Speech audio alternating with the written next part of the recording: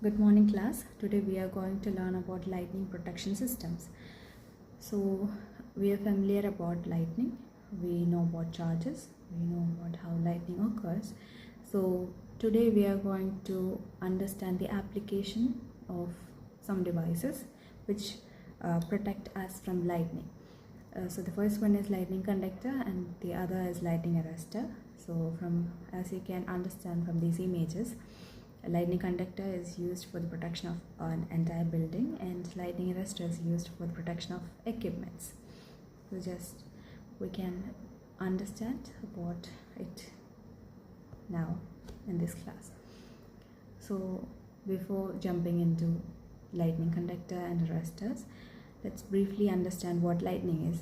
We already know that, we have learned that, but to remember, lightning is a massive natural electrostatic discharge, a giant spark of electricity that equalizes electrical charge imbalance between clouds and the ground, creating a bright flash of light and intense heat followed by the sound of thunder.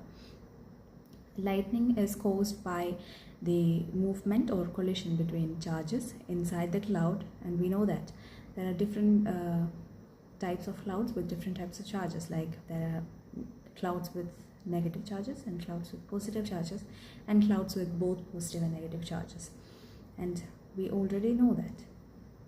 And isn't the thunder and lightning scary? And why is it scary? These thunder and lightning are scary because it's powerful electrical discharge that can cause severe burns, cardiac arrest, brain damage, or even death. So that's why we need to protect our entire buildings or our machines or ourselves from thunder and lightning. Okay, so let's try to understand what lightning conductor is. From this image, we can see clouds and lightning coming out of it, and there's a wire that is spreading from the top of a building to the ground. So if lightning strikes a building, it can cause great damage. To protect from this, a lightning conductor is used. A lightning conductor is a device that is used for protecting an entire building from lightning. So what is a lightning conductor? It is used for the protection of an entire building, but how does it help? If clouds have negative charge, a positive charge is induced at the sharp ends of the lightning conductor. How are these positive charges, like you're seeing in this image, is formed?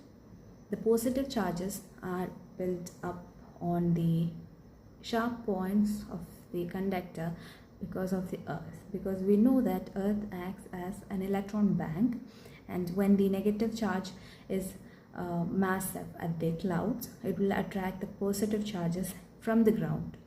So electrons just move towards the ground and positive charge will be available at the end or at the sharp points of lightning conductors, and that's how they equalize each other, and it protects the entire building.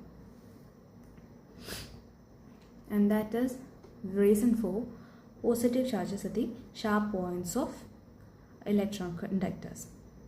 The reason for this phenomena is electrostatic induction.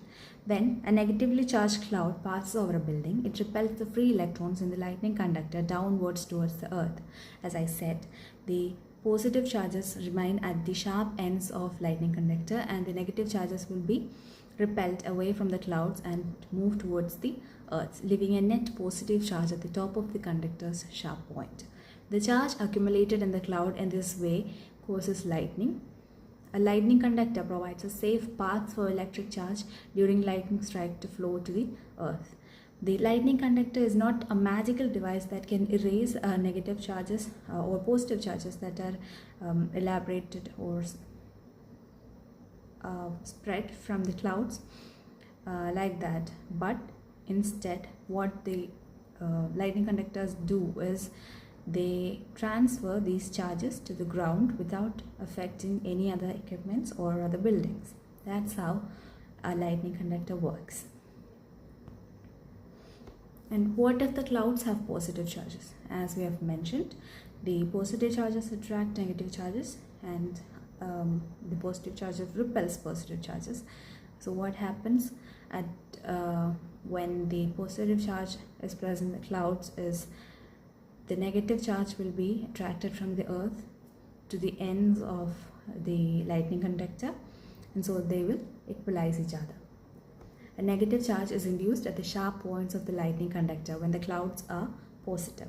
The positive charge in the clouds attract the free electrons in the metal conductor up towards the sharp points, causing a net negative charge to accumulate there. So this is how the lightning conductor works when the clouds are positive and also when the clouds are negative. I hope you understood. Then the second device which protects us from the lightning is lightning arrestor. Unlike lightning conductor, lightning arrestor is a device that protects the machines or devices that are connected to electricity. Lightning conductor is a device that protects the entire building, and lightning arrestor, on the other hand, is a device used to protect electrical systems from lightning. The lightning arrestors used by KSEB is shown in this picture. You can see the image of the lightning arrestors we use. We can see this in our locality also.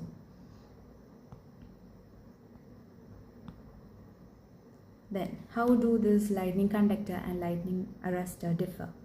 Lightning conductor protects the structure by intercepting a direct strike, offering a low resistance path.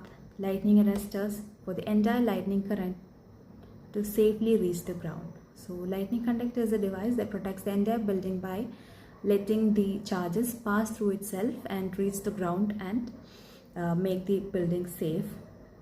And it's installed outside on the highest points of a building.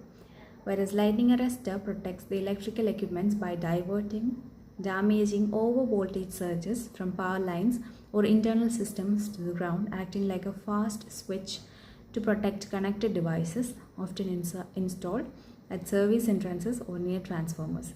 Transformers or service entrances are the places where the lightning arrestors are installed mostly, and these protect the electrical equipments from getting burnt because of lightning charges. And we need to know about the situations where lightning can occur or a person can get stricken by lightning. That is outdoor, of course. Obviously, the outdoors during thunderstorms are very prominent places where we can get stricken by thunderstorms. And isolated trees, power lines and poles attract lightning, and they indeed act like a lightning conductor which will distribute the charge from the cloud to the ground. So if you're being near these things like power lines and isolated trees, you'll obviously get electrocuted or stricken by lightning. And lakes, rivers, pools and seas are also dangerous places, as they are also conductors. They can also give you a lightning strike. Bicycles, motorcycles and tractors offer no protection because they do not contain any insulators, and you can get stricken by lightning when you're with them.